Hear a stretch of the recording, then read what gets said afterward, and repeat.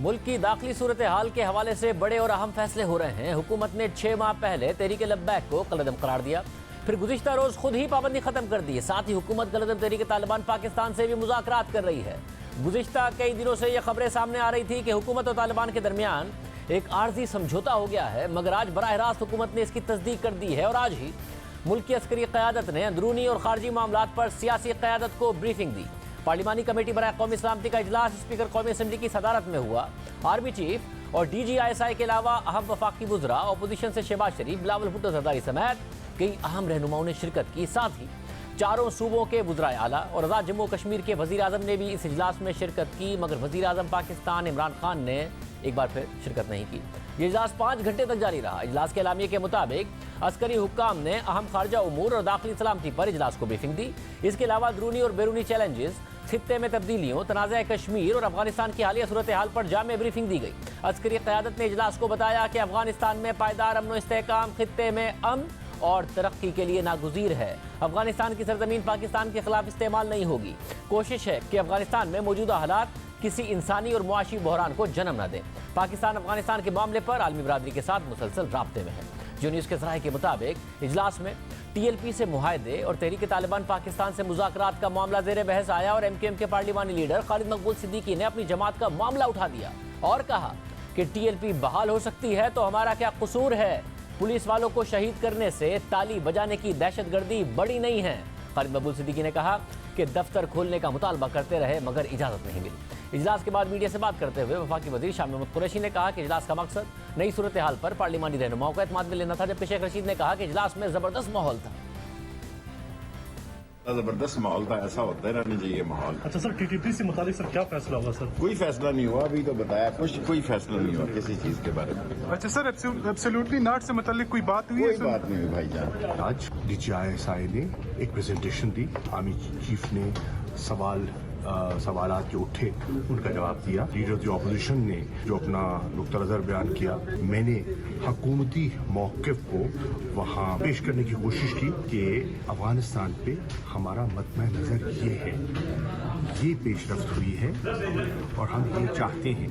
तो बस उसकी तफसीलात में मैं जा नहीं सकता क्योंकि इन कैमरा थी, लेकिन ऑन द होल ऑपोजिशन के कायदीन को एतमाद में लेना हमारा मकसद था, उन्हें एतमाद में लिया गया। जिस माहौल में गुफ्तगू हुई, माहौल बड़ा अच्छा था। इस आम इजलास में सियासी और अस्करी क़यादत शरीक हुई, मगर आज भी वज़ीर-ए-आज़म इमरान खान इजलास में शरीक नहीं हुए। तो इस हवाले से नून लीग के रहनुमा ख्वाजा साद रफ़ीक ने ट्वीट किया और लिखा कि पार्लिमानी कमेटी बराए कौमी सलामती का तवील इजलास घंटों से जारी, कायदे हिज़्ब इख्तिलाफ, वुज़रा समेत तमाम सियासी जमातों के कायदीन और सीनियर लीडरशिप मौजूद, आर्मी चीफ, DGISI और सीनियर फौजी हुक्काम मौजूद और वज़ीर आज़म गायब। कौमी सलामती से अहम मौजू कौन सा है? मुल्क के चीफ एग्जीक्यूटिव किन कामों में मसरूफ़ है? पार्लिमानी कमेटी बराए कौमी सलामती के इजलास के बाद अपोजिशन रहनुमाओं की बैठक हुई और बिलावल भुट्टो ज़रदारी और अपोजिशन के रहनुमा शहबाज शरीफ के चैम्बर में आए और मुशावरत की, जिसके बाद मीडिया से बात करते हुए अपोजिशन ने कहा कि यह तय पाया है कि पार्लियामान में सब जमातें मिलकर महंगाई के खिलाफ, इलेक्ट्रॉनिक वोटिंग और नैब ऑर्डिनेंस के खिलाफ एहतजाज करेंगे। तमाम इश्यूज के ऊपर हम सब मिलकर यकसुई के साथ पार्लियामान में अपना भरपूर किरदार अदा करेंगे। हम मिल के इंशाअल्लाह ताला पार्लियामान में ना सिर्फ अवाम के लिए आवाज़ उठाएंगे, हुकूमत के इन नाकाम पॉलिसीज़ को एक्सपोज करेंगे, मगर हमारा पूरा कोशिश होगा कि इनका ये जो साजिश चल रहा है धांधली करवाने के लिए, पॉलिटिकल विक्टिमाइजेशन को आगे लेके जाने के लिए, उसको हम नाकाम भी करवाएंगे। हम सब इंशाअल्लाह कल शाम को अपने मेंबर्स के साथ इकट्ठे होंगे और वहाँ पर हमारी पर इस मामलात के ऊपर भरपूर गुफ्तगू। दूसरी जानिब तहरीक लब्बैक के हवाले से अहम पेशरफ्त हुई है। आज 11 दिन के बाद तहरीक लब्बैक ने वजीराबाद से धरना खत्म कर दिया है। तहरीक लब्बैक के रहनुमा सैयद सरवत हुसैन शाह ने कारकुनों से खिताब करते हुए कहा कि वजीराबाद से धरना खत्म करके वापस घरों को नहीं, मस्जिद रहमतुल आलमीन जाएंगे। मुफ्ती मुनीबुर रहमान ने गारंटी दी थी कि 50% मामला हल हो जाएं तो धरना उठाकर वापस मस्जिद रहमतुल आलमीन चले जाएं। मुफ्ती मुनीबुर रहमान साहब ने गारंटी दी कि जब 50% तुम्हारे मामलात हल हो जाएंगे तो आप लोग यहाँ से धरना उठाकर वापस जामिया मस्जिद रहमतुल्लिल आलमीन में जाएंगे और इंशाअल्लाह अज़ीज उर्स से पहले अल्लामा हाफिज साद हुसैन रज़वी साहब तशरीफ लाएंगे और उर्स में हमारे साथ शामिल होंगे इंशाअल्लाह। हम घरों को नहीं जाएंगे, जामिया मस्जिद रहमतुल्लिल आलमीन जाएंगे, कायदे मोहतरम तशरीफ लाएंगे। इस ऐलान के बाद तहरीक लब्बैक के कारकुनों ने सामान बांधना शुरू कर दिया और लाहौर की तरफ रवाना हो गए, मगर तहरीक लब्बैक पर पाबंदी के खात्मे के बाद अब कलदम सिपा साहबा ने भी हुकूमत से मुतालबा कर दिया है कि उनकी जमात पर भी पाबंदी खत्म की जाए, वरना वो एहतजाज पर मजबूर हो जाएंगे। एक तरफ हुकूमत ने तहरीक लब्बैक से पाबंदी हटा दी और दूसरी तरफ कलदम तहरीक तालिबान पाकिस्तान से मुज़ाकरात के हवाले से अहम पेशरफ्त हो रही है और आज वफाकी वज़ीर इत्तलात फवाद चौधरी ने कलदम तहरीक तालिबान से मुज़ाकरात और सीज़ फायर के ऐलान की बराह रास्त तस्दीक की। यानी वज़ीर दाखिला कुछ और कह रहे थे, मगर फवाद चौधरी ने कहा कि मुज़ाकरात पाकिस्तान के आइन और कानून के मुताबिक होंगे। वज़ीर-ए-आज़म पाकिस्तान इमरान खान ने 1 अक्टूबर 2021 को अपने इंटरव्यू में तहरीक तालिबान पाकिस्तान से मुज़ाकरात का तज़किरा किया था। इन मुज़ाकरात की शुरुआत हो चुकी है। एक मुआहदे के तहत हुकूमत पाकिस्तान और तहरीक तालिबान पाकिस्तान मुकम्मल सीज़ फायर के ऊपर आमादा हो चुके हैं। जो मुज़ाकरात तहरीक तालिबान पाकिस्तान से हो रहे हैं वो पाकिस्तान के आइन और कानून के तहत होंगे।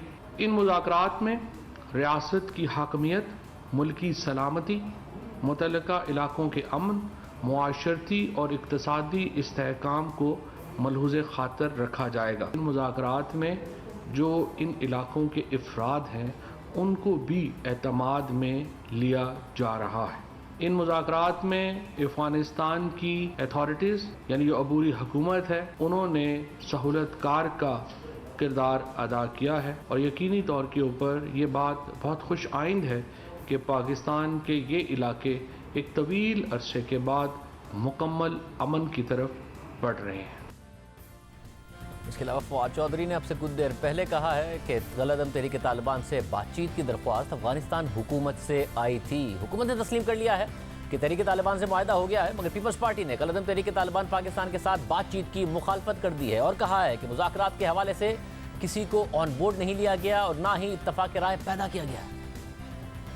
मुज़ाकरात करने पे उस पर मैंने पहले भी तनकीद की, आज भी तनकीद करूँगा कि जहाँ किसी को ऑन बोर्ड नहीं लिया गया, कोई कंसेंसस पैदा नहीं हुआ, तो कौन होता है सदर पाकिस्तान या वज़ीर ख़जाना कि वो भीख मांगते हुए तालिबान तहरीक तालिबान पाकिस्तान जिसने हमारे फ़ौजी सिपाहियों को शहीद किए, हमारे कौमी क़यादत को शहीद किए, हमारे APS के बच्चे को शहीद किए, ये कौन होते हैं कि अपने तौर पे ये फ़ैसला करना, किसी से इंगेज करना। हम समझते हैं कि जो भी पॉलिसी हो, पाकिस्तान का जो भी पॉलिसी होगा वो पार्लियामान मंजूरी देगा, वो कंसेंसस से बनेगा, तो पॉलिसी बेहतर पॉलिसी भी होगा और उसमें लेजिटिमेसी भी होगा। सूरत हाल पर हमने हुकूमत के मुख्तलिफ वज़रा को दावत दी, वो नहीं आए हैं, मगर नून लीग के रहनुमा एहसान इकबाल और पीपल्स पार्टी के रहनुमा मुस्तफ़ा नवाज़ खोखर हमारे साथ मौजूद होंगे। खोखर साहब, सबसे पहले आपसे, आप भी आज की ब्रीफिंग में मौजूद थे। ज़ाहिर तहरीक लब्बैक के हवाले से, मुआहदे के हवाले से आप लोगों के तहफ़्फ़ुज़ात रहे हैं। अब ब्रीफिंग के बाद बिलावल भुट्टो ज़रदारी ने तहरीक तालिबान के हवाले से भी जो मुज़ाकरात हैं या मुआहदा है उस पर जो अपनी राय है वो दे दी है। तो क्या आज की जो ब्रीफिंग थी, ज़ाहिर वो ऑफ द रिकॉर्ड थी, इन कैमरा थी, उसकी तफसीलात में नहीं जाऊँगा मैं, मगर आप लोगों का इत्मीनान नहीं हुआ है? देखिए, इत्मीनान तो सिर्फ उसी सूरत में पैदा होगा कि जब तमाम तर जो मुआहदात हैं, जो मुआहदे किए गए हैं, जिस तरह आपने तहरीक लब्बैक का कहा, जब वो पार्लियामान के सामने रखे जाएंगे और इस तरह यूनिलैटरली डिसीजन लेकर उसको अपोजिशन के ऊपर थोपना, उसको हम कतन कबूल नहीं करेंगे। तहरीक लब्बैक से किए गए मुआहदे के ऊपर हमारे शदीद तहफ़्फ़ुज़ात हैं। बतौर रियासत, बतौर आप खुद बताइए कि हमारे पास जो शोहदा के जो लवाहिकीन हैं उनके लिए हमारे पास क्या जवाब है। वहाँ पर हमारे 7 जो पुलिस एहलकार थे वो शहीद हुए, वो किस लिए शहीद हुए? आज पंजाब पुलिस डिमोरलाइज है, लॉ इन्फोर्समेंट एजेंसीज डिमोरलाइज्ड हैं। एक परसेप्शन क्रिएट हुआ है कि हुकूमत ने घुटने टेक दिए हैं एक कालदम जमात के सामने, उनकी बातें मानी हैं, उनके ऊपर जो कालदम का टैग था वो ख़त्म किया है, उनके वो जो मुकदमात ख़त्म किए हैं, शेड्यूल 4 से उन्हें निकाला है।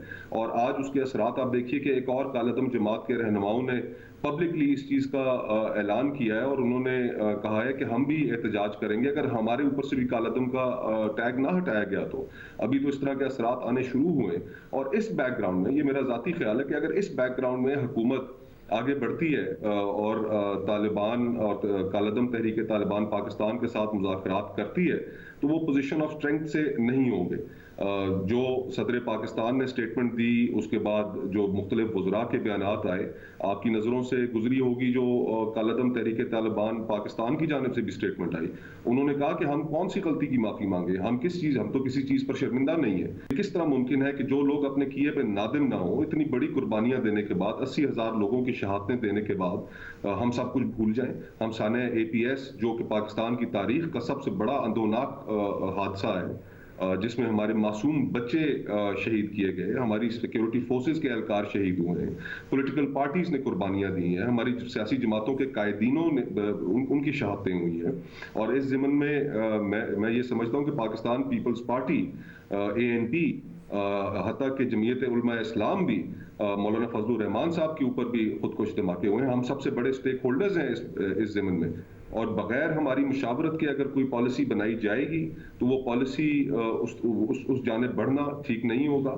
हम अपने आप को समझते हैं कि हमने बहुत कुर्बानियां दी हैं, बहिस्सत कौम कुर्बानियां दी हैं और इस मामले को जब तक पार्लियामान में मौजूद तमाम सियासी जमातों की हिमायत हासिल नहीं होगी उस वक्त तक ये पाकिस्तान के अवाम को एक्सेप्टेबल नहीं होगी। कौर साहब, इसके बाद एक और मुलाकात हुई और वो थी शहबाज शरीफ साहब से, बिलावल भुट्टो ज़रदारी साहब की, और उसके बाद मीडिया से गुफ्तगू भी हुई। फिर कह रहे हैं कि पार्लियामान के अंदर हुकूमत को टफ टाइम देंगे, सड़कों पर आप अलग हैं, PDM अलग निकली हुई है, मईशत और महंगाई पर आप हुकूमत पर तनकीद करते हैं, मगर कोई ऐसा स्ट्रैटेजी आप लोगों के पास है नहीं जिसकी वजह से हुकूमत को आप लोग टफ टाइम दे सके। आज की मुलाकात के बाद भी लगता है कोई स्ट्रैटेजी नहीं। मुशावरत हुई है, माजी में हमारे कुछ इख्तलाफात रहे, उन इख्तलाफात की वजह से अपोजिशन का इत्तेहाद भी टूटा, हमारी अपनी पोजीशन थी, बाहर तौर गुफ्तो शुनीद चल रही है और जिस वक्त तक अपोजिशन इकट्ठी होकर बाहर नहीं निकलेगी, और ये एक आइडियल टाइम है कि जिसमें अवाम इस हुकूमत से सख्त तंग है, हत्ता कि जो मेरी ज़ाती राय है ये कि जिन इदारों ने भी इस हुकूमत को सपोर्ट किया उनके भी 14 तक रोशन हो चुके हैं। ये रिसेंटली हमने नोटिफिकेशन वाले मामले में देखा जिस तरह से स्नब किया गया। तो अब पाकिस्तान में तो कमोबेश कंसेंसस है कि इस हुकूमत से जान छुड़ाई जाए और अपोजिशन को भी इन हालात का फ़ायदा उठाना चाहिए और पाकिस्तान की अवाम की खातिर उनको बाहर निकलना चाहिए, सड़कों पर निकलना चाहिए, अपने अंदरूनी इख्तलाफात को ख़त्म करना चाहिए। वैसे मगर आप पार्लियामान के अंदर तब्दीली की बात करते हैं, इन हाउस चेंज की बात करते हैं, नो कॉन्फिडेंस की बात करते हैं, मगर आज बिलावल भुट्टो शहबाज शरीफ ने जो बात की है वो भी पार्लियामान के अंदर 3 इशूज़ पर हुकूमत को टफ टाइम देने की बात की। यानी अब बिलावल भी समझते हैं कि कोई इन हाउस चेंज या नो कॉन्फिडेंस की कोई गुंजाइश नहीं है। बिलावल साहब का तो बड़ा पुराना मौक़िफ़ है, बड़ा पब्लिक मौक़िफ़ है कि पंजाब के अंदर भी सूरत हाल राइब है, वहाँ पे बुज़दार साहब का जो तर्ज़ हुकूमत है उससे कोई खुश नहीं है। जमात के अंदर बहुत दराड़े हैं। अभी आपने देखा कि जो बलूचिस्तान के अंदर जो वहाँ के सिटिंग चीफ मिनिस्टर थे वो नहीं काबू रख सके, जो उनके साथ ग्रीवेंसेस थी और उनको फिर जाना पड़ा।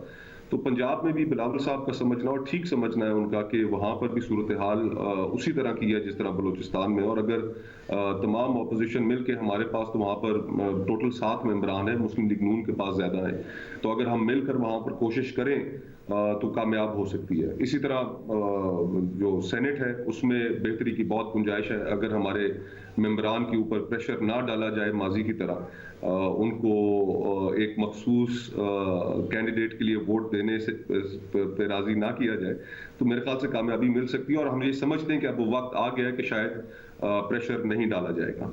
वो वक्त आ गया कि प्रेशर नहीं डाला जाएगा। सेनेटर मुस्तफा नवाज खोखर साहब की राय आपने सुनी। एहसान इकबाल साहब हमारे साथ मौजूद होंगे एक ब्रेक के बाद। नून लीग के रहनुमा एहसान इकबाल साहब मौजूद हैं। एहसान इकबाल साहब बहुत शुक्रिया। एहसान इकबाल साहब, पीपल्स पार्टी ने तो इजलास के बाद बड़ा सख्त मौक़िफ़ लिया है किसी भी मुआहदे के हवाले से, तहरीक लब्बैक से हो या फिर तहरीक तालिबान पाकिस्तान से हो। क्या नून लीग का भी इत्मीनान नहीं हुआ है जो तहरीक तालिबान पाकिस्तान से मुआहदे के बाद वज़ीर इत्तलात कर रहे हैं और जो तहरीक लब्बैक से हो गया? शाहजेब, मैं खुद थोड़ा हैरान हूँ कि जो वज़ीर इत्तलात ने मौक़िफ़ लिया है, ऐसा तो कोई फ़ैसला कौमी सलामती की ब्रीफिंग में नहीं हुआ था। वो ब्रीफिंग थी जिसमें ये बात ज़रूर बताई गई थी कि ये एक इम्कान या एक पेशकश मौजूद है बातचीत की, लेकिन वहाँ पर कोई ऐसी हमें ब्रीफिंग नहीं दी गई कि मुआहदा उनके साथ हो चुका है। और मैं नहीं समझता कि ये कैसे उन्होंने ऐलान किया है, जबकि सबका कंसेंसस यही था कि जो भी ऐसा कोई मुआहदा हो वो पार्लियामेंट की मंजूरी के साथ हो, पार्लियामेंट में बहस हो, ताकि उसके पीछे उसकी पुश्त के ऊपर एक कौमी इत्तफाक राय हो। ये हुकूमत जो है अहम फैसले करती है जिनके बारे में हमें बैरूनी मीडिया से पता चलता है। आपको मालूम होगा कि वज़ीर आज़म ने एक गैर मुल्की टीवी नशरियाती इदारे को इंटरव्यू दिया जिसमें उन्होंने कहा कि वो टीटीपी के साथ बातचीत कर रहे हैं। और इसी तरह जो कई और ऐसी जो अमेरिका के साथ ताल्लुकात हैं उसमें भी क्या बातचीत हो रही है, ये या हमें कांग्रेस के किसी कार्रवाई से पता चलेगा या कोई अमेरिका के अखबार के अंदर खबर छपती है, उसके बाद फिर हमें इतला मिलती है, जबकि पार्लियामेंट को मुकम्मल तौर पे इन मालूमात से गाफिल रखा जाता है। यही इस वक्त अलमिया है कि पाकिस्तान के अंदर जो हुकूमत का अंदाज हुक्मरानी है उसने इन कौमी इदारों को बेवकूफ़ कर रखा है। मतलब अगर जो आज अस्करी क़यादत ने ब्रीफिंग दी है वो कॉम्प्रिहेंसिव नहीं थी, वो इन तमाम चीज़ों को कवर नहीं करती थी जिसका इजहार हुकूमत कर रही है। मुआहदे के हवाले से अफगान हुकूमत ने अगर तालिबान की तरफ से कहा गया, अफगान तालिबान की तरफ से कि जी होना चाहिए सारा का सारा मामला कर ले, मुज़ाकरात मुआहदा, ये पूरी कॉम्प्रिहेंसिव नहीं थी? आप लोगों को नहीं बताया गया ये सब? देखिए शाहजेब, जो अस्करी इदारों की तरफ से ब्रीफिंग थी वो एक सिक्योरिटी लैंडस्केप की उनकी परसेप्शन के बारे में ब्रीफिंग थी कि इस वक्त पाकिस्तान को क्या मुमकिना ख़तरात दरपेश हैं, पाकिस्तान के मुल्क के अंदर और मुल्क के रीजन में जो तब्दीलियाँ हो रही हैं उससे हमारे लिए क्या ऑप्शंस हैं, पॉलिसी ऑप्शंस क्या हैं। अस्करी इदारे फैसला साज इदारे नहीं हैं। फैसला साज इदारा तो या हुकूमत है या पार्लियामेंट है, और उन्होंने वो ये सब ऑप्शन सामने रखें कि इसके ऊपर फैसले की ज़रूरत है और फैसला होना चाहिए कौमी इत्तफाक से। ये हुकूमत का काम है कि वो उसके लिए इत्तफाक राय पैदा करे। देखिए आज सबसे बड़ी जो कौमी सलामती के इजलास की कमज़ोरी थी वो ये थी कि वहाँ पे कायदे ऐवान मौजूद नहीं थे। वज़ीर आज़म इस लायक नहीं समझते अपोजिशन को कि वो उसके साथ बैठे, और जब भी कोई ऐसी इत्तफाक राय का इजलास हुआ है वज़ीर आज़म वहाँ से गैर हाजिर पाए गए हैं, चूँकि वो अपनी तौहीन समझते हैं कि मतलब यानी किसी भी किस्म का मुआहदे के हवाले से आपकी अभी भी पोजीशन यही है कि पार्लियामान में उसको लेके आए, जो पीपल्स पार्टी भी कह रही है, उसके बाद डिबेट हो और जब सबकी ओनरशिप होगी तभी आगे बढ़ा जाए, जो पाकिस्तान की हिस्ट्री तरीके तालिबान पाकिस्तान के हवाले से आप ये कह रहे हैं? जी बिल्कुल, ये हमारा हर मौजू पर यही मौक़िफ़ है कि जो भी पॉलिसी का फैसला है उसे पार्लियामेंट में सबके इत्तफाक राय से और बहस के बाद किया जाए ताकि उसकी पुश्त के ऊपर कौमी तायद हो। लेकिन जो फैसले पार्लियामेंट को पसे पुश डाल के किए जाएंगे कभी भी उनके पीछे कौमी तायद नहीं हो सकती। और साथ में मुझे ये भी बताएगा, आज मुलाकात भी हुई बिलावल भुट्टो जरदारी की भी, शहबाज शरीफ की भी पीपल्स पार्टी फिर कह रही है और वो इस उम्मीद से भी है कि जिस तरीके से पहले सेनेट चेयरमैन के खिलाफ तहरीक अदम एतमाद आपकी नाकाम हुई और दबाव था, वो कह रहे हैं इस दफ़ा शायद नहीं होगा, इसलिए हमें पहली अटैम्प्ट करनी चाहिए सेनेट में और फिर पंजाब में फिर मरकज़ की तरफ जाना चाहिए। मगर शहबाज शरीफ नहीं है हामी किसी भी तहरीक अदम एतमाद के, या फिर शहबाज शरीफ हामी है, नवाज शरीफ नहीं है हामी, जिसकी वजह से पार्टी आगे नहीं बढ़ना चाहती। देखिए आज का इजलास बहुत खुशाइन था जिसमें अपोजिशन की मरकजी क़यादत ने शिरकत की। अगरचे पीपल्स पार्टी PDM से जुदा हो गई है, लेकिन पार्लियामेंट के अंदर आपने देखा है कि हमने हमेशा कोशिश की है कि तमाम जमातों को साथ लेकर मुश्तरका अपोजिशन का किरदार अदा करें ताकि हुकूमत को हमारे किसी अंदरूनी इख्तलाफ से फ़ायदा ना पहुँचे। आज भी यही फैसला किया गया है कि बहुत अहम लेजिस्लेशन हुकूमत बुलडोज करने जा रही है। जो उन्होंने पार्लियामेंट का मुश्तरका इजलास बुलाया है उसमें नहायत मुतनाज़ा और बहुत ही आइन और कानून के खिलाफ लेजिस्लेशन लेकर आई जा रही है। इसके खिलाफ चाहे वो नैब के मुतालिक है, नैब के हवाले से हो गया है मामला। आपसे थोड़ी देर पहले खबर आई है कौमी असेंबली में नैब ऑर्डिनेंस में तरमीम का बिल 2021 मंजूर। जी इसीलिए इनके ऊपर हम जो सेनेट के फ्लोर के ऊपर और पार्लियामेंट के मुश्तरका इजलास के फ्लोर के ऊपर भरपूर किरदार अदा करेंगे। हुकूमत देखिए खुद को NRO देने पे तुली हुई है। जो नैब के इसने ऑर्डिनेंस बनाए हैं, वजीर आजम साहब 3 साल बहुत चेहरे बना बिल हो गया मंजूर सुनाते रहे, तो क्या करें, अब क्या करेंगे? अब बिल हो गया मंजूर, अब क्या करेंगे? नहीं, अभी तो सेनेट में भी उसने सेनेट में भी जाना है और इसके अलावा ऑपोजिशन का इसके ऊपर इत्तफाक राय है कि हम इसको कानूनी तौर पे भी चैलेंज करेंगे, क्योंकि ये जो नैब ऑर्डिनेंस है ये आइन और कानून की मुकम्मल खिलाफ वर्जी है। इसमें अदलिया के ऊपर हमला किया गया, इसमें हुकूमत ने अपने आप को NRO दिया है, और ये लोग जो कहते थे हम ऑपोजिशन को NRO नहीं देंगे, अब अपने लिए अपने मुस्तकबिल को महफूज करने के लिए, उन तमाम करप्शन के स्कैंडल से बचने के लिए जो इनके दौर में हुए हैं, एक मास्टर NRO खुद को दे रहे हैं। तो इसके ऊपर ऑपोजिशन पूरी कानूनी जंग लड़ेगी। और सर, और जो आपकी अब क्योंकि ऐलान आपने कर दिया नवंबर में कराची में, फिर पेशावर में, फिर लाहौर से इस्लामाबाद के लॉन्ग मार्च तक का ऐलान कर दिया है, मगर आप माजी में इस्तीफों ये तमाम चीज़ों का बात करते थे, तो नो कॉन्फिडेंस आए, चाहे सेनेट में हो, फिर पंजाब में हो, जो पीपल्स पार्टी चाहती है, अभी भी आपका उसका कोई इरादा नहीं है? देखिए, ये ऑपोजिशन की तहरीक मरहला वार आगे बढ़ रही है। हमने एक मरहला मुकम्मल किया, अब अगले मरहले के लिए लाएअमल का ऐलान कर दिया गया है, और जो जो मोमेंटम बढ़ता जाएगा, ऑप्शंस आती जाएंगी, और मुझे यकीन है कि जब अवामी दबाव बढ़ेगा तो हुकूमत की हलीफ जमातें भी ये सोचने पे मजबूर होंगी कि इस डूबती हुई कश्ती के साथ वो कितनी देर चिमटा रहना चाहती हैं। क्या वो अवाम के साथ खड़ा होना चाहती हैं या इस महंगाई की जिम्मेदार हुकूमत के साथ खड़ा होना चाहती हैं? लिहाजा ये जो एक अवामी दबाव बढ़ रहा है, आप देखेंगे कि आने वाले वक्त में इससे हर किस्म का मुमकिना ऑप्शन खुल सकता है। बहुत शुक्रिया सर, इकबाल साहब हमारे साथ मौजूद थे। प्रोग्राम में ब्रेक शामिल करते हैं, मजीद हम बात करेंगे।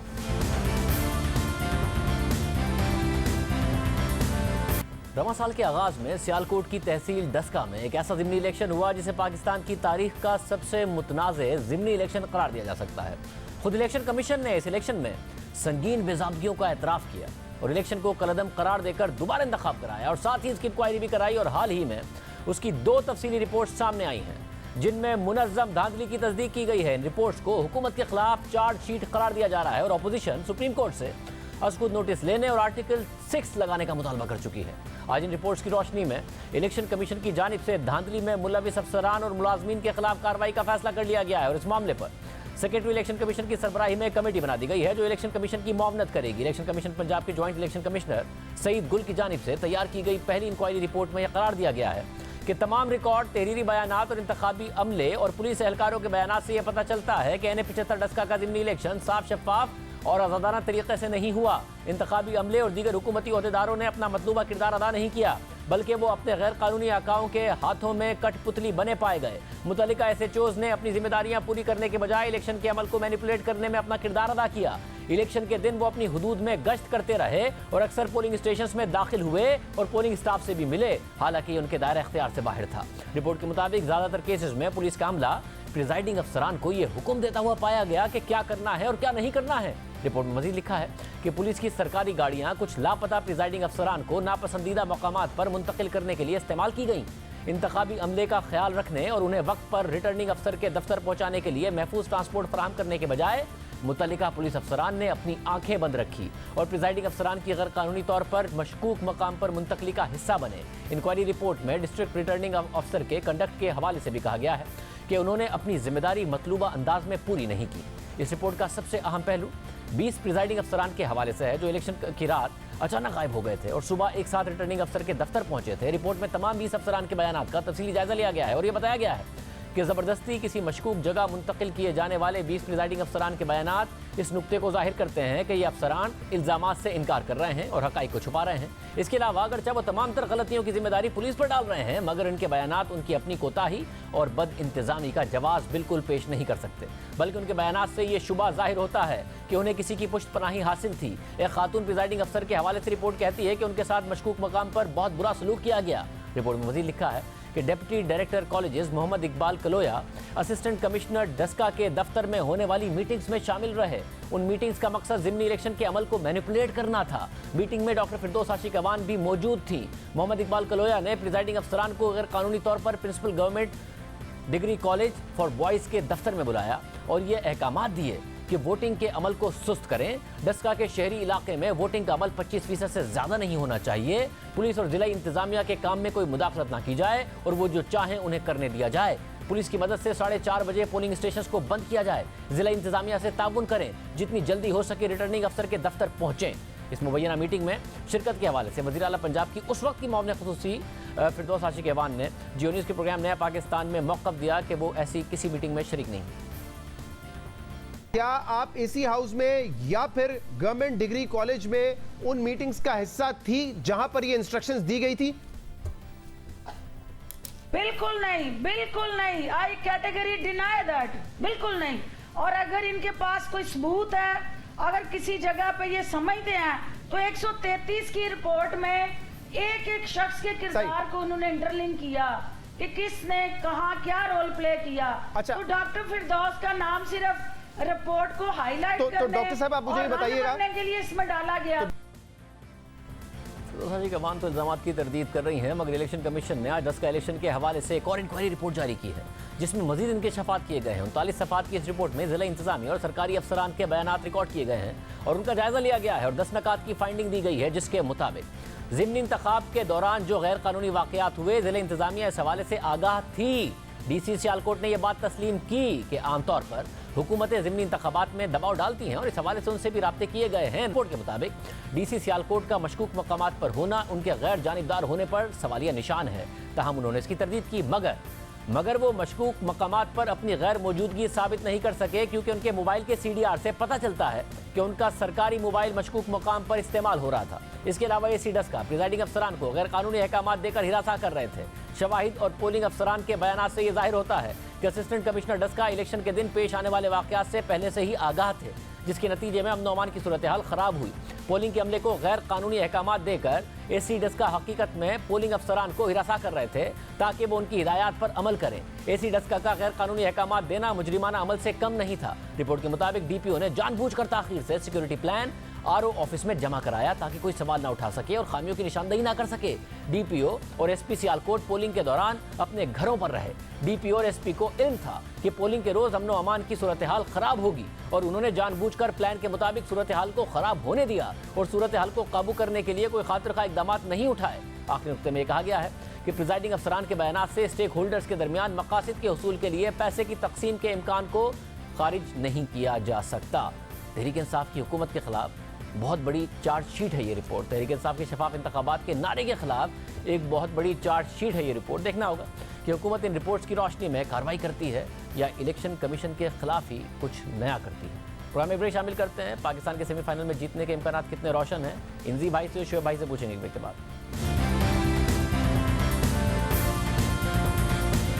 T20 वर्ल्ड कप में भारत ने अपने 5वें और आखिरी मैच में नामीबिया को 9 विकेटों से बासानी शिकस्त दे दी है, लेकिन इसके बावजूद भारतीय टीम टूर्नामेंट से बाहर हो चुकी है। ग्रुप 2 में पाकिस्तान 10 पॉइंट के साथ पहले और न्यूजीलैंड 8 पॉइंट्स के साथ दूसरे नंबर पर है। यही दोनों टीमें सेमीफाइनल में गई हैं। न्यूजीलैंड खेलेगा इंग्लैंड से, पाकिस्तान खेलेगा ऑस्ट्रेलिया से।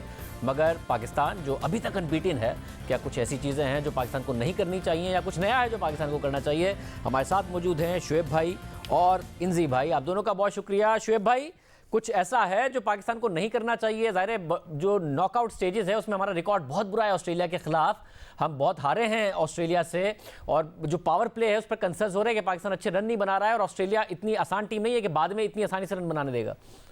बिल्कुल ठीक कहा आपने। पाकिस्तान को जो भी करना चाहिए, पाकिस्तान को 99 का वर्ल्ड कप रिपीट नहीं करना चाहिए, वो इस स्टेज पे हो या फाइनल की स्टेज पे हो।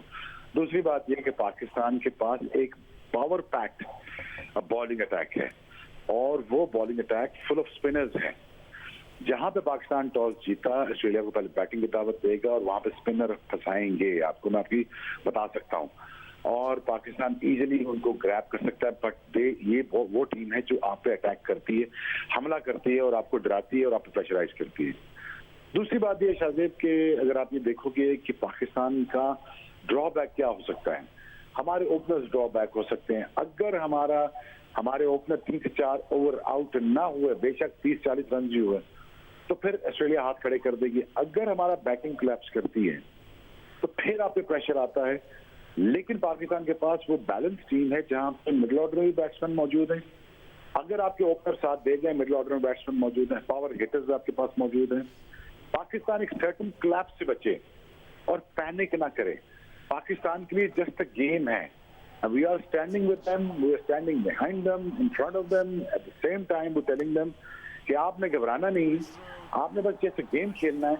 आपने सर्टन क्लैप्स जो होता है, जो अनसर्टन क्लैप्स हैं, उससे बचना जो बैटिंग में आप करते हैं वो ना हो। दूसरा, ये 99 का वर्ल्ड कप नहीं होना चाहिए जिसपे हमें शायद कहीं आखिर पे जो अच्छा रन थ्रू करते हुए खेल रहे थे आखिर में हमारे, लेकिन वो ना हो। But otherwise Pakistan looks a very good team. ये स्पिनर के खिलाफ ऑस्ट्रेलिया फंसेगी।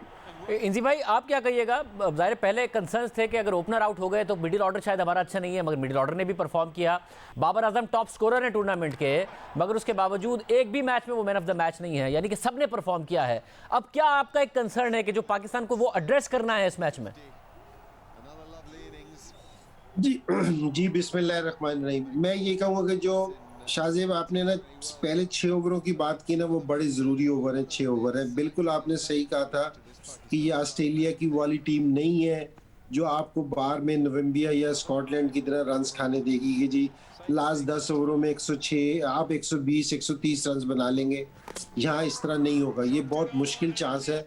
और दूसरी चीज़ मैं आपसे ये कह रहा था कि देखें ये रिजवान ने, हम पिछले मैच में उसने साल के सारों से ज़्यादा रन्स किए हैं। बाबर आजम इस टाइम इस पूरे वर्ल्ड कप में सारों से ज़्यादा स्कोर करने वाला बैट्समैन है। अगर हमारे 2 बैट्समैन टॉप पे इतनी अच्छी फॉर्म में है, इतना अच्छा स्कोर कर रहे हैं, तो हम पहले 6 ओवर का फ़ायदा क्यों नहीं उठाते? तो हमें यहाँ उठाना चाहिए। बड़ी टीम के खिलाफ जो ये छोटी छोटी सी अपॉर्चुनिटीज़ हैं, अगर इनसे फ़ायदा नहीं उठाएंगे तो वो फिर हम पकड़ लेंगी। ये याद रखिएगा कि अगर हमने यहाँ 10 ओवरों में 60 रन किए ना, और ये तवक्को करेंगे कि जी अगर हमारी विकेट नहीं गिरी हुई तो हम 190 कर देंगे, तो मेरे ख्याल में अगर ये हो गया तो फिर बहुत बड़ी बात है, वरना वैसे मुझे नज़र नहीं आ रहा। तो पाकिस्तान को इस चीज़ का फ़ायदा उठाना पड़ेगा कि जी जो इनके टॉप पे बैट्समैन है उनको आप रिस्पॉन्सिबिलिटी लेनी पड़ेगी। बड़ा प्लेयर वही है जो बड़े मैच में ना परफॉर्मेंस दे, रिस्पॉन्सिबिलिटी ले और टफ कंडीशंस में ना टीम को वहाँ से निकाल ले। तो ये बड़ा ज़रूरी चीज़ है। और दूसरी चीज़ ये है कि जहाँ तक हम बात कर रहे हैं, देखो और ऑस्ट्रेलिया की ये वाली बात बिल्कुल सही है कि ऑस्ट्रेलिया लेना जो आपके मेन प्लेयर है ना, जिस तरह बाबर आजम है, कल बाबर आजम पे हमला करेंगे, ठीक है। आपका शाहीन ऊपर से नया बॉल अच्छा करता है, वो शाहीन पे हमला करेंगे। ये जो आपकी स्ट्रेंथ होती है ना, उसको तोड़ने की कोशिश करते हैं। पहला इनका ऑस्ट्रेलियन का हमला, इनका तरीकाकार यही है, तो ये कल ये वाली चीज़ करेंगे। सो पाकिस्तान को इस चीज़ से केयरफुल रहना पड़ेगा। और मैं नहीं समझता कि जी अब देना हमें इस चीज़ पे नहीं जाना चाहिए कि जी टॉस जीतेंगे या हारेंगे। देखो ये किसी के भी हाथ में नहीं है, आपको प्लानिंग टॉस पे नहीं करनी चाहिए। ऑब्वियसली सारों को पता है कि जो भी टॉस जीतेगा उसने क्या करना है, ठीक है। और लेकिन मैं यहाँ आपको बता दूं कि जो हम टॉस की बात कर रहे हैं ना, ये बड़ा मैच है। बड़े मैच में सेकंड इनिंग्स में स्कोर चेज करना ज़रा मुश्किल चीज़ है, क्योंकि ये टफ हो जाता है।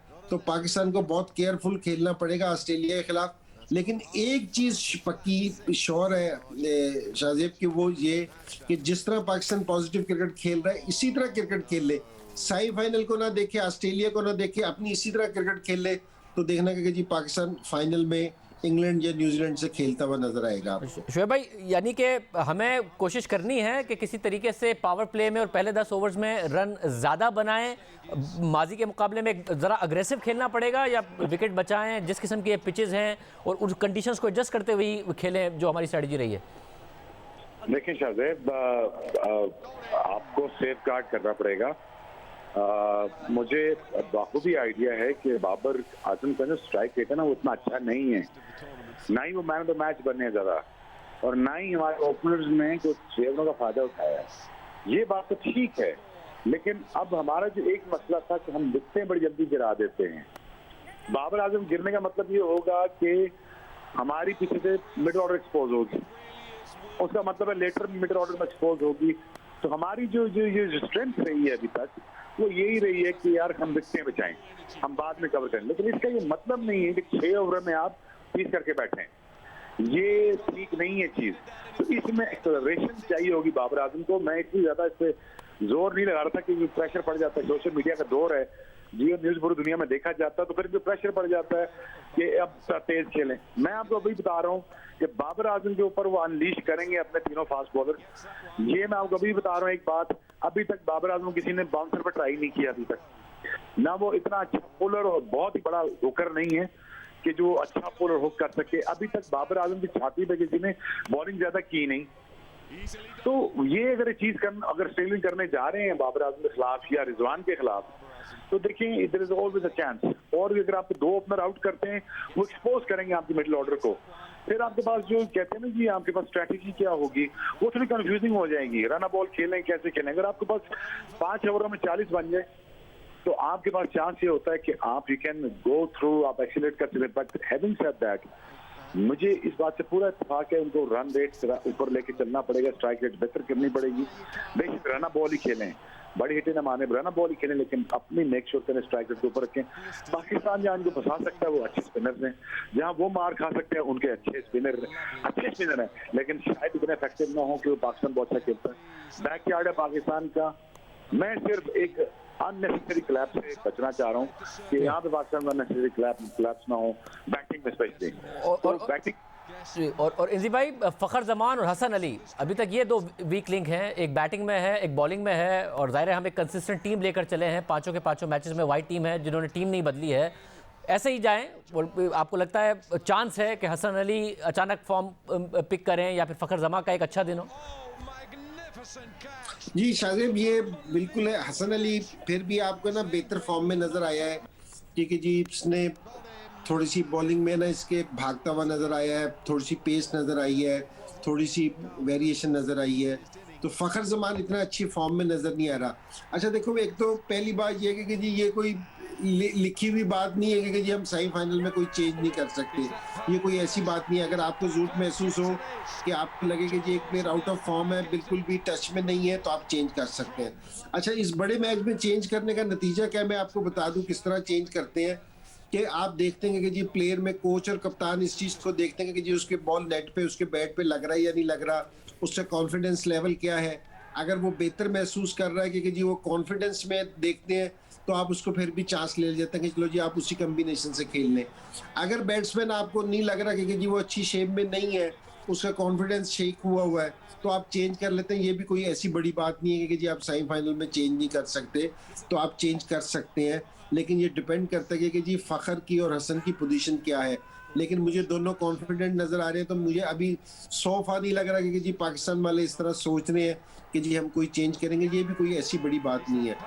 और दूसरी चीज़ मैं आपको ये बता रहा हूँ कि जहाँ हम स्कोर की बात कर रहे हैं ना, कि जी अभी जिस तरह बात कर रहे थे कि जी आसिफ अली भी मैन ऑफ द मैच हो गया, मलिक भी मैन ऑफ द मैच हो गया, हफीज़ ने भी पीछे 33 रन कर दिए हैं। अगर सारी मिडिल ऑर्डर हमारी फॉर्म में है और ये दोनों भी स्कोर कर रहे हैं, तो वाई नॉट कि जी अगर हमारे 6 में से 5 बैट्समैन स्कोर कर रहे हैं तो हम ऑस्ट्रेलिया बॉलर्स पे प्रेशर डाल लें। अगर आपकी टीम इनफॉर्म है बैटिंग में, तो आप उस पर स्कोर वो कर सकते हैं। बहुत शुक्रिया, आपने शुएब भाई की और इंजी भाई की राय सुनी। आज प्रोग्राम में इतना ही, इजाज़त दीजिए, अल्लाह हाफ़िज़।